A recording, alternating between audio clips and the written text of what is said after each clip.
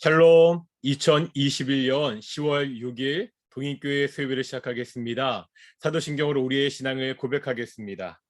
나는 전능하신 아버지 하나님 천지의 창조주를 믿습니다. 나는 그의 유일하신 아들 우리 주 예수 그리스도를 믿습니다.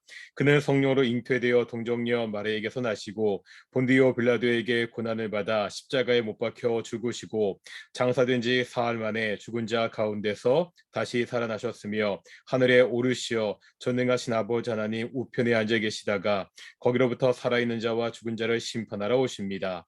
나는 성령을 믿으며 거룩한 공교회와 성도의 교제와 죄를 용서받는 것과 몸의 부활과 영생을 믿습니다. 아멘. 찬송가 325장입니다. 찬송가 325장입니다.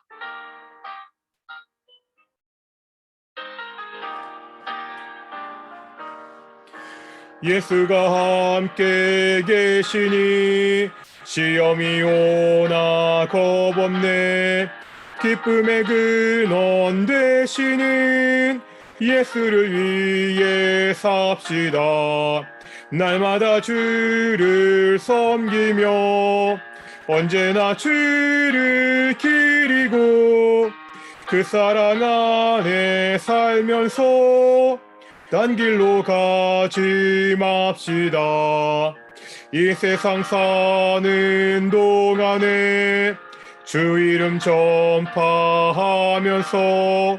무한한 복락 주시는 예수를 위해 삽시다. 날마다 주를 섬기며 언제나 주를 기리고 그 사랑 안에 살면서 딴 길로 가지 맙시다. 이 세상 친구 없어도 예수는 나의 친구니 불의한 일을 버리고 예수를 위해 삽시다.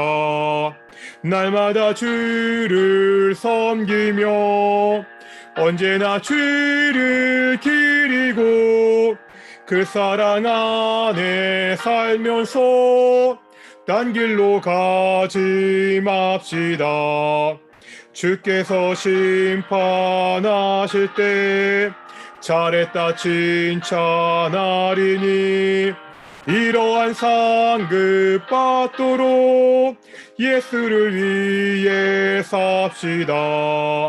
날마다 주를 섬기며 언제나 주를 기리고 그 사랑 안에 살면서 딴 길로 가지 맙시다. 기도하겠습니다. 사랑과 은혜가 충만하신 아버지 하나님 감사드립니다. 우리가 오늘도 하나님의 말씀을 배우기에 이렇게 하나님의 말씀 앞에 나왔습니다. 거룩하고 존귀하신 아버지 하나님, 역사 속에서 일하신 그 하나님의 일하심을 공부하고 있습니다. 하나님의 사람들 가운데 역사하셔서 그들을 통하여 하나님의 일을 이루신 하나님을 배우고 있습니다.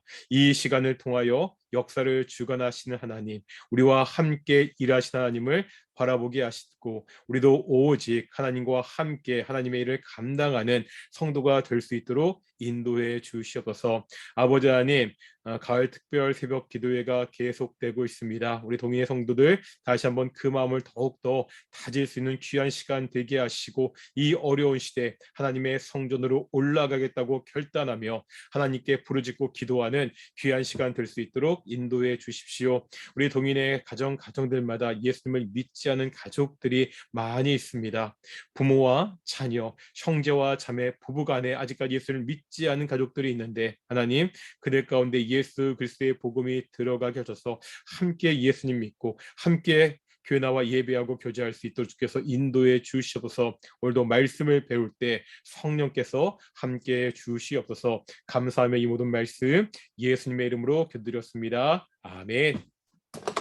헬로, 반갑습니다. 우리가 오늘도 하나님의 말씀을 함께 배우는데요. 우리가 계속해서 지금 다윗 왕에 대해서 공부하고 있죠. 우리가 지난주에 뭐를 배웠었죠? 우리가 지난주에 굉장히 중요한 다윗의 언약을 배웠습니다. 다윗이 하나님께 성전을 지어 드리겠다고 그렇게 이야기하자 하나님께서 다윗은 피를 많이 흘렸기 때문에 다윗의 아들 솔로몬이 나를 위해서 집을 지을 거라고 말씀하시고 이제 다윗과 언약을 맺으시는데 그 언약의 내용이 다윗의 왕권이 영원할 것이다. 이것이 1차적으로 보면 다윗의 자손이 계속 왕위를 차지할 것이라는 약속이지만 궁극적으로 보면 이 약속이 바로 예수님을 통해 완성되었다는 것, 성취되었다는 것을 우리가 보았습니다. 우리 계속해서 우리가 볼 텐데 이제 사무엘하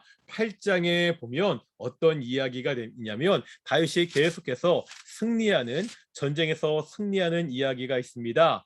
8장 보실까요? 사무엘하 우리 8장 1절을 보시면은 어디와 싸우죠?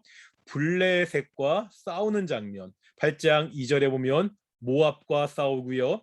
8장 3절에 보면 느호세 아들, 느호비 아들 소바왕 하닷 에셀과 또 싸우게 되고 6절에 보면은 그 다메섹 아람과 싸우게 되는 그러한 이야기가 그 다음에 13절에 보면 에돔 사람과 싸우는 그래서 계속해서 다윗이 큰 승리를 거두는 그러한 이야기가 계속 기록되어 있습니다.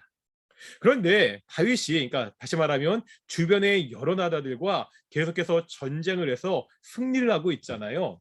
다윗이 이렇게 승리할 수 있었던 원인이 뭐냐는 거지요.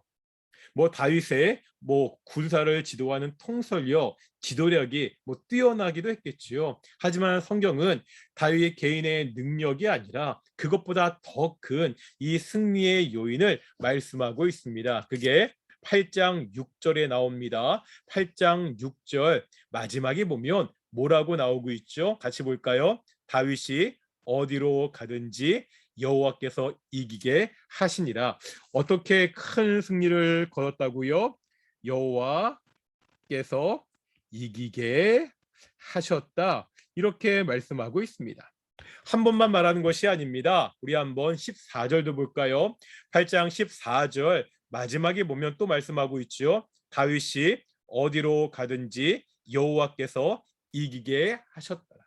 다윗이 어디로 가든지 다윗이 어떠한 나라와 싸우든지 하나님께서 다윗을 이기게 하셨다고 그래서 다윗이 큰 승리를 거두었다고 그렇게 말씀하고 있습니다. 8장이죠. 여기다 동그라미 쳤어야 되는데요. 큰 승리를 거두게 되었다고 계속되는 승리를 거두게 되었다고 성경은 그렇게 말씀하고 있습니다. 이 승리를 거둔 이야기가 있고요.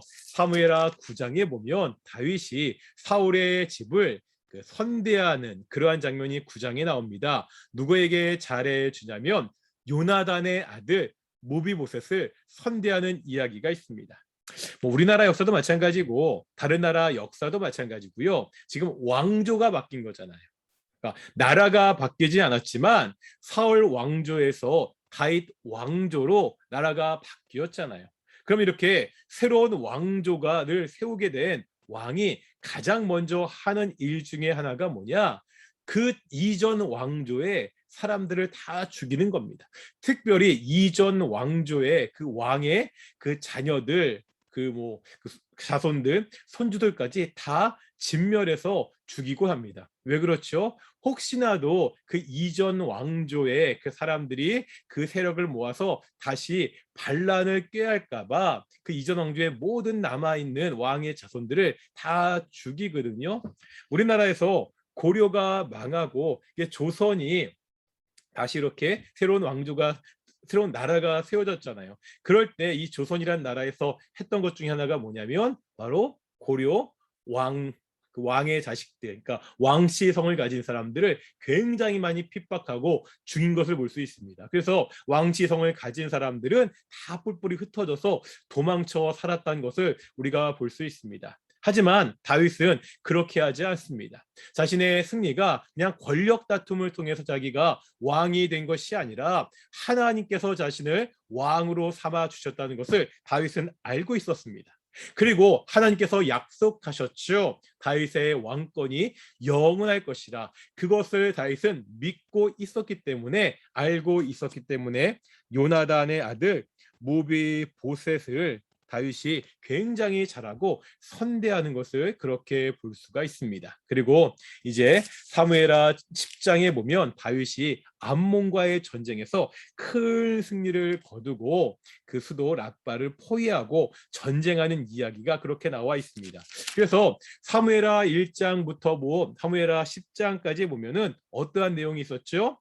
사울이 죽고 그 다음에 다윗이 어떻게 유다 사람들에 의해서 기름 부음을 받고 사울의 집과 다윗의 집이 계속해서 전쟁을 하다가 다윗의 집은 점점 강해지고 사울의 집은 점점 약해지는 가운데 드디어 사울의 집이 완전히 몰락하고 다윗이 세 번째로 기름 부음을 받고 왕이 되고 여호와의 법궤를 성전으로 옮겨오고 하나님과 언약을 맺게 됐고 그리고 계속해서 승리하는 이야기, 다윗이 승승장구하는 이야기가 사무엘하 1장부터 10장까지 그렇게 나와 있습니다.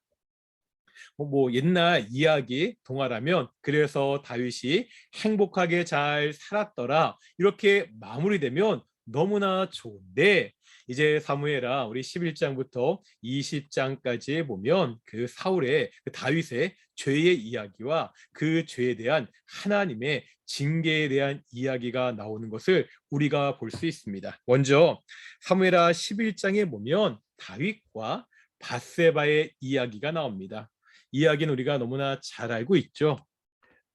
밧세바가 누구죠? 여기 밑에 나오는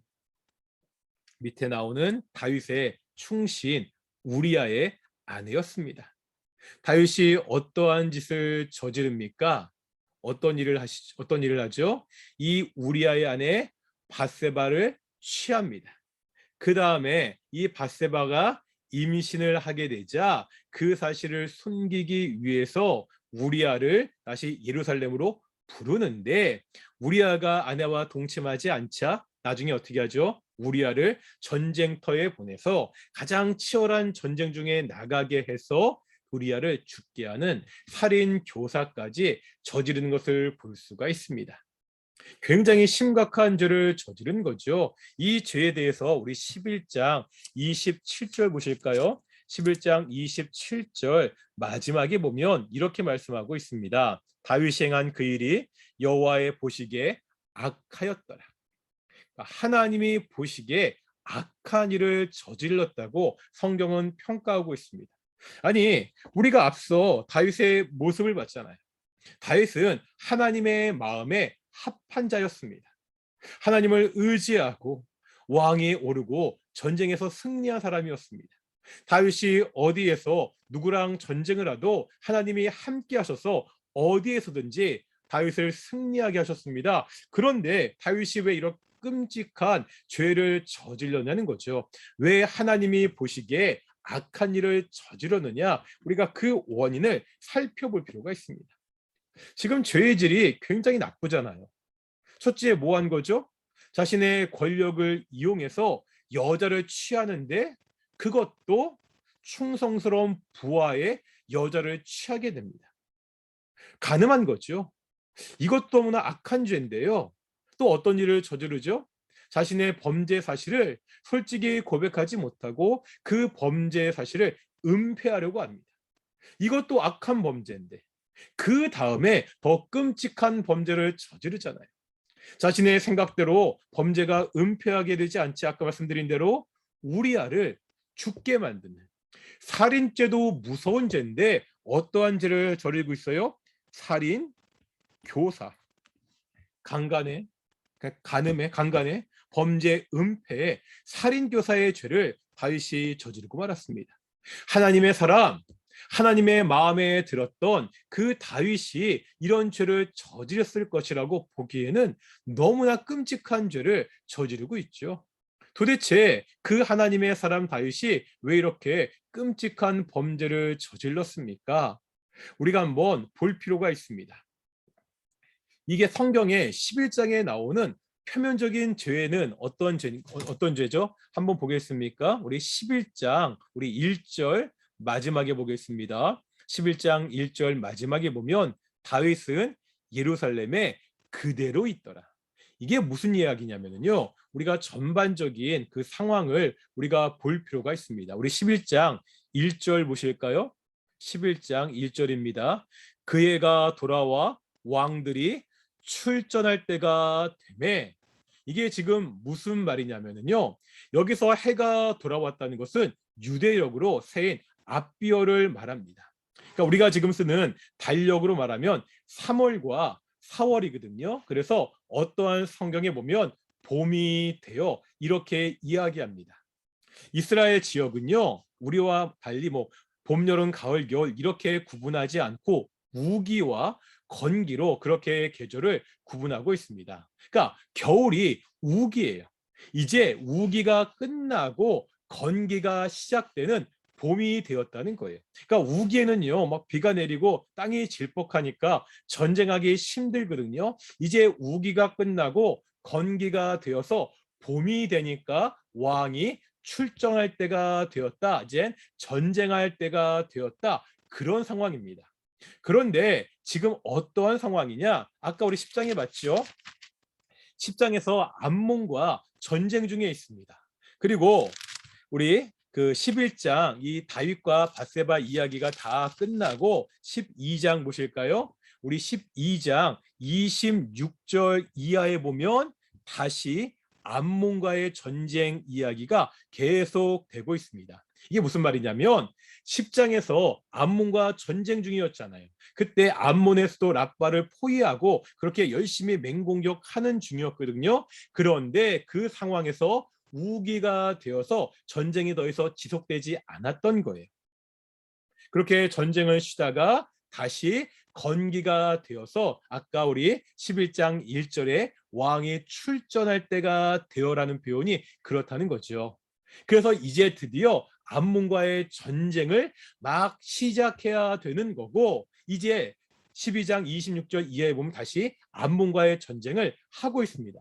다시 말하면 오늘 이 다윗과 밧세바 사건은 암몬과의 전쟁 사이에 그 사이에 벌어지는 일이라는 거죠. 그래서 다시 11장 1절에 보면 왕들이 출전할 때가 되었습니다. 그때 다윗이 어떻게 하죠? 요압과 그의 군대들은 전쟁터로 보내는데 11장 1절 마지막에 보면 다윗은 그대로 예루살렘에 남아 있다고 이렇게 이야기합니다. 그래서 어떤 사람들은 다윗의 게으름과 나태를 지적하기도 합니다. 승리에 도취한 그 다윗이 이제 전쟁터에 직접 나가지 않고 게으러져서 이러한 죄를 저질렀다. 그렇게 이야기합니다. 그리고 직접적인 죄의 원인이 있죠. 11장 2절 보실까요? 저녁 때 다윗이 그의 침상에서 일어나 왕궁 옥상에서 거닐다가 그곳에서 보니 한 여인이 목욕을 하는데 심히 아름다워 보이는지라. 여기 보니까 다윗이 침상에서 일어나는데 언제 일어났다고요? 저녁 때.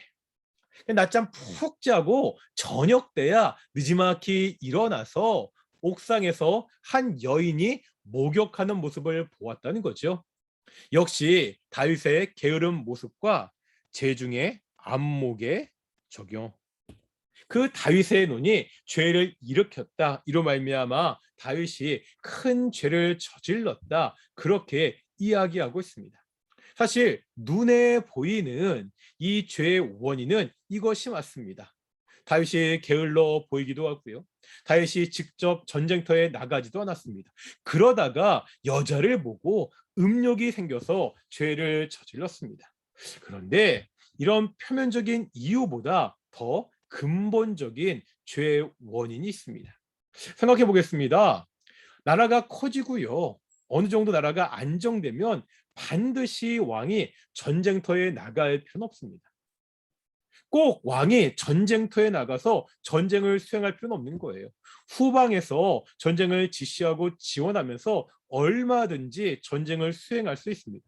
또 마찬가지입니다. 너무 힘들었어요. 어느 날 경무에 힘들어서 낮에 잠깐 낮잠을 자고 저녁 때 일어날 수도 있습니다. 단순히 다윗의 게으름이, 다윗이 전쟁에서 나가지 않은 그 사실 자체가 다윗으로 말미암아 죄를 짓게 했다, 이렇게 말하기는 어렵다는 겁니다. 도대체 다윗이 이랬던 이유가 뭔지를 생각해 봐야 됩니다. 아까 말씀드렸죠. 지금 어떤 상황이죠? 10장부터 12장까지 암몬과의 전쟁 상황입니다. 우리가 그동안 다윗의 이야기를 쭉 봤을 때 이 전쟁 중에 계속해서 반복해서 나오는 다윗의 모습이 있었습니다. 기억나십니까? 다윗이 전쟁할 때마다 반복해서 나오는 다윗의 모습이 있었죠. 그게 뭐였죠? 다윗이 하나님께 여쭈어 이르되. 우리가 지난번에 블레셋과의 전쟁에서 다윗의 성공 공식을 봤잖아요. 다윗의 성공 공식. 다윗의 성공 공식이 뭐였죠? 전쟁이 일어납니다. 다윗이 뭐 하죠? 하나님께 여쭈어 이르되 하나님께 기도합니다. 그렇게 다윗이 기도하면 하나님께서 그 기도를 들으시고 이렇게 싸워라 응답하시죠. 그 응답을 듣고 마지막 세 번째로 다윗이 하나님의 말씀에 순종할 때 다윗이 전쟁에서 승리하고 성공할 수 있었습니다. 그런데 지금 해를 지나 암몬과의 전쟁이 계속 지속되고 있는데 다윗의 이런 모습이 보이지 않는다는 거예요. 더 이상 다윗이 하나님께 기도하지 않습니다. 계속되는 승리. 전쟁에 나갈 때마다 승리하잖아요. 그 승리에 취해서 더 이상 다윗이 하나님께 여쭈어 이르는 모습을 하지 않는다는 거죠. 이게 문제라는 거예요. 다윗이 단순히 전쟁터에 나가지 않은 것이 문제가 아니라 다윗이 낮잠을 잤다는 것이 문제가 아니라 이 전쟁의 상황에서도 이 중요한 문제에 있어서도 다윗이 더 이상 하나님께 기도하지 않았다. 이것이 문제라는 거죠. 다윗은 지금 형통을 누리고 있습니다. 주변 나라와의 전쟁에서 큰 승리를 거두고 나라에도 아무 문제 없고 외적으로도 아무 문제 없는 큰 형통을 누리고 있는데 이 형통 가운데 누가 없는 거예요? 하나님이 없습니다. 그러니까 어떤 형통? 하나님이 없는 형통을 누리고 있습니다. 이것이 문제라는 거예요.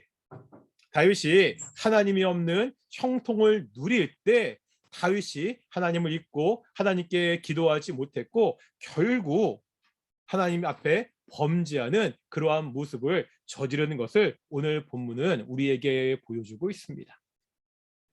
다윗이 왕이 된 것은 개인의 능력이나 주변의 상황이 좋았기 때문에 왕이 되지 않았죠. 우리가 계속해서 봤잖아요.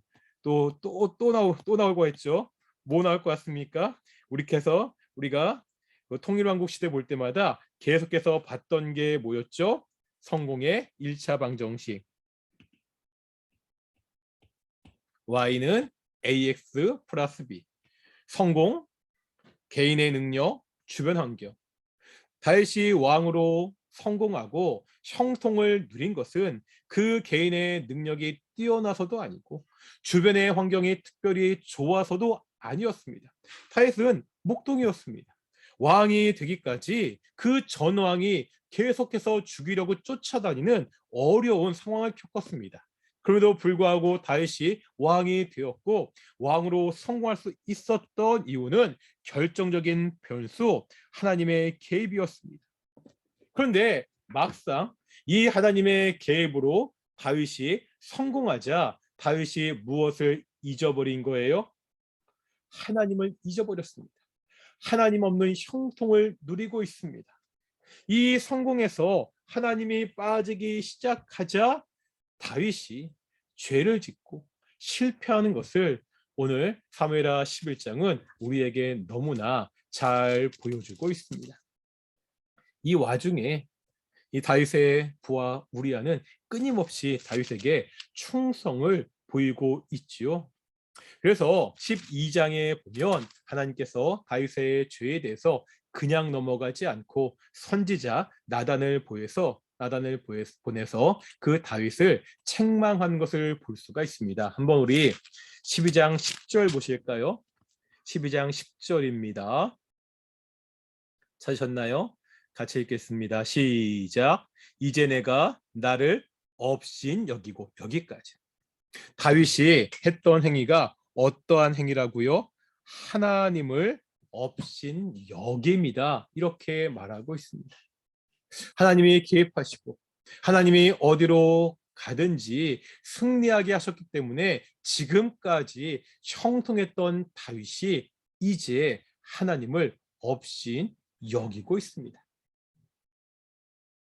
결국 하나님이 죄를 지적하고 하나님의 심판을 받게 되는데 중요한 것이 있습니다.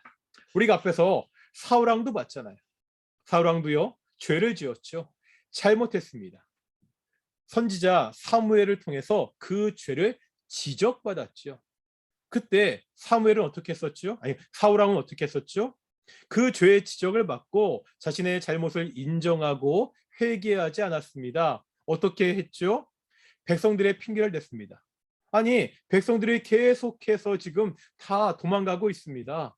또 변명하죠. 내가 하나님께 좋은 재물을 가지고 제사를 드리려고 이렇게 재물들을 남겨놨습니다. 그러니까 죄를 지었고 잘못을 했는데 그 죄에 대한 지적을 받자 사울왕은 회개하지 않고 뭐 했죠? 핑계댔습니다. 상황을 핑계대고요. 다른 사람에게 죄에 대한 책임을 돌렸습니다. 그리고 변명했습니다.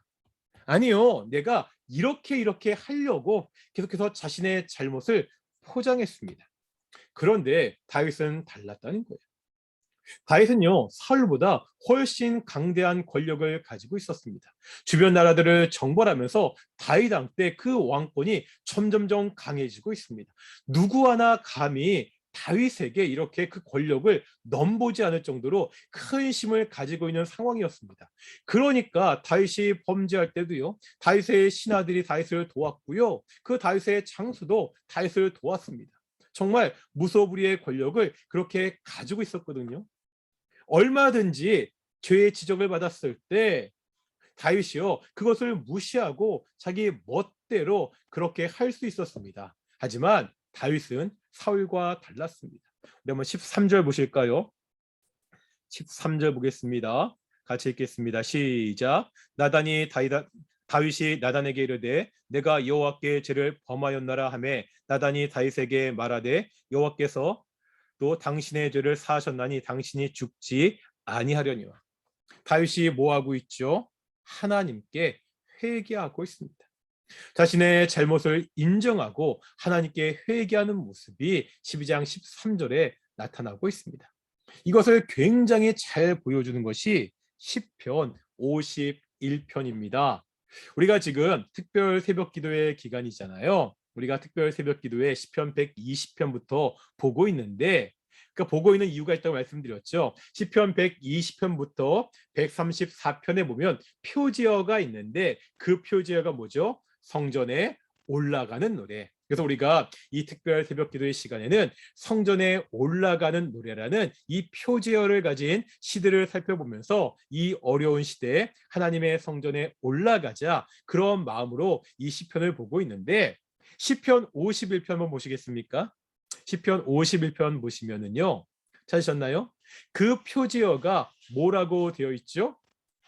다윗의 시, 인도자를 따라 부르는 노래, 다윗이 밧세바와 동침한 후 선지자 나단이 그에게 왔을 때. 그러니까 시편 51편은 다윗이 졌는데 다윗이 이 시를 언제 졌다고요? 다윗이 밧세바와 동침한 후 죄를 지은 후 선지자 나단이 그에게 왔을 때, 선지자 나단이 와서 그 다윗의 죄를 지적했을 때 그 지적을 받고 지은 시가 시편 51편입니다. 시편 51편에서 다윗은 어떻게 고백하죠? 3절입니다. 뭐라 말하죠? 무릇 나는 내 죄가를 아오니 내 죄가 항상 내 앞에 있나이다. 나는 내 죄를 압니다. 내 죄가 내 앞에 있습니다. 자신의 죄를 고백하고 있습니다. 이제 5절 보실까요? 5절입니다. 내가 죄악 중에 출생하였으며 어머니가 죄 중에서 나를 잉태했나이다. 내가 죄인인데 내가 태어날 때부터 죄인이었다. 어머니가 나를 죄 중에서 잉태했다고, 자신이 얼마나 악한 자인지, 얼마나 죄인인지를 너무나 가슴 아프게 그렇게 고백하고 있습니다. 이제 9절과 10절 보실까요? 9절과 10절입니다. 이렇게 고백하고 있죠. 주의 얼굴을 내 죄에서 돌이키시고 내 모든 죄악을 지워주소서. 하나님이여, 내 속에 정한 마음을 창조하시고 내 안에 정직한 영을 새롭게 하소서. 하나님, 내 죄를 돌이켜 주십시오. 내 죄를 치워 주십시오. 내 안에 정한 마음을 창조해 주시고 내 안에 정직한 영을 새롭게 해 주십시오. 자신의 죄를 용서하고 있습니다. 용서를 빌고 있습니다. 나를 새롭게 해달라고, 내 모든 죄악된 모습을 버리고 내가 이제 새로운 사람이 되게 해달라고 그렇게 기도하고 있습니다. 회개하지 않은 그 사울의 모습과 그 회개한 다윗의 모습을 우리가 너무나 대조해서 볼 수가 있습니다. 이게 굉장히 중요한 것 같아요. 우리가 연약하지 않습니까? 우리가 부족하지 않습니까? 우리가 살다가 하나님 앞에 얼마나 많은 죄를 저지릅니까? 그 죄를 짓는 것도 잘못이죠. 하지만 더 큰 잘못은 죄를 저지르는 것에서 끝나는 것이 아니라 그 죄를 회개하지 않는 것이 더 심각한 죄라는 것을 우리가 사울의 모습을 통해서 볼 수 있습니다. 사울과 다윗은 똑같이 하나님께 범죄를 저질렀습니다. 그때 사울은 계속해서 그 범죄를 핑계하고 변명하기 바빴습니다. 하지만 다윗은요, 자신의 죄를 인정하고 하나님께 회개하고 나를 새롭게 해달라고 기도하고 있습니다. 이것이 중요한 것 같습니다. 우리가 하나님 앞에 어떠한 모습으로 서야 되느냐, 이 부족하고 연약한 우리들이 어떻게 하나님께 나아가야 되느냐, 죄를 졌으면 그 죄를 인정하고 하나님의 은혜를 구하고 회개하는 우리 동인의 성도들이 되기를 그렇게 축원합니다. 그다음에 12장 24절에 보시면 우리 한 가지 장면이 더 나오고 있는데요. 24장에 보면 밧세바가 그 두 번째 아들을 낳거든요. 처음에 다윗과 범죄에서 낳은 아들은 이제 죽게 되고 다시 밧세바가 정식으로 아내가 돼서 아들을 낳게 되는데 그 아들이 누구죠? 그 아들이 바로 솔로몬입니다. 참 여기에도 아이러니가 있는 것 같습니다. 우리가 하나님의 섭리를 잘 알 수 없는 것 같아요.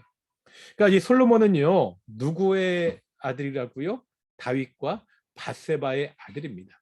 왜 하필이면 다윗이 죄를 지었던 그 우리아의 아내 밧세바를 통해서 이제 다윗 왕조를 이어가게 되는 솔로몬을 탄생케 하셨는지 그 하나님의 섭리는 우리가 다 알 수 없지만 어찌되었던 이 솔로몬이 밧세바의 아들로 그렇게 태어나는 것을 우리가 볼 수가 있습니다. 예, 그 다음에 우리 13장부터 20장까지는 그 하나님의 그 징벌과 그 징벌을 통해서 어떠한 일이 벌어지는지 우리가 볼 수 있는데 이 뒤의 내용은 우리가 다음 주에 보았으면 좋겠습니다. 우리가 오늘도 다윗의 모습을 통하여서 지난주에는 다윗의 빛나는 성공의 모습을 보았다면 이제 오늘은 다윗의 그 처참한 실패의 모습을 보았습니다.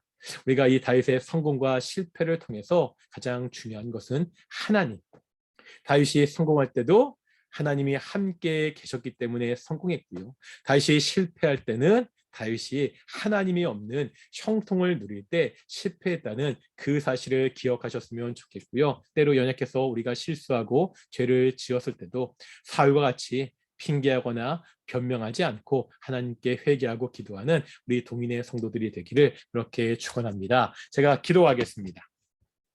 거룩하고 존귀하신 아버지 하나님, 감사드립니다. 오늘도 우리가 다윗의 모습을 통하여 그 성공과 실패의 중심에 역시 하나님이 있음을 보게 하심을 감사드립니다. 우리가 하나님 없는 성공을, 형통을 누리지 않도록 하여 주시옵시고 언제나 하나님과 함께하는 형통을 누리는 삶을 살 수 있도록 인도해 주시옵소서. 우리가 연약하여 부족하여 때로 범죄할 때라도 우리가 오직 회개하고 다시 한번 하나님께 나아가게 인도해 주시옵소서. 계속해서 특별 새벽 기도의 기간입니다. 동인의 성도들 이 특별 새벽 기도의 기간 계속해서 끊임없이 하나님을 생각하고 기도하는 귀한 성도들이 될 수 있도록 인도해 주시옵소서. 감사하며 이 모든 말씀 예수님의 이름으로 기도드렸습니다. 아멘. 주기도문 하시겠습니다.